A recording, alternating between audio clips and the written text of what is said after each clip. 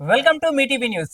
నేను మీ సూర్యకిరణ్. ఘనంగా రాజ్యాంగ దినోత్సవ వేడుకలు. స్థానిక ఊర్కొండ మండల కేంద్రంలోని శ్రీ వెంకట బాలరామయ్య పాఠశాలలో రాజ్యాంగ దినోత్సవ వేడుకలు ఘనంగా జరిగాయి. విద్యార్థులు, ఉపాధ్యాయులు ఉపన్యాసాలు ఇచ్చారు. భారతమాత, అంబేద్కర్ చిత్రపటాలకు పూలమాల వేసి పూజ నిర్వహించారు. కార్యక్రమంలో పాల్గొన్న పాఠశాల కరస్పాండెంట్ గౌరవశ్రీ సామల బాలరాజ్ గారు మాట్లాడుతూ రాజ్యాంగ పరిరక్షణ ప్రతి ఒక్కరి బాధ్యత అని తెలిపారు. కార్యక్రమంలో రాజ్యాంగ పీఠికను విద్యార్థులు, ఉపాధ్యాయులు చదివి మండల కేంద్రంలో నినాదాలు చేస్తూ ర్యాలీ నిర్వహించారు. పలువురు విద్యార్థులను అభినందించారు. కార్యక్రమంలో గౌరవ పాఠశాల ప్రిన్సిపల్ జార్జ్ జోసెఫ్ గారు, వైస్ ప్రిన్సిపల్ రామ్ పెరుమాన్ల మరియు ఉపాధ్యాయ బృందం పాల్గొన్నారు.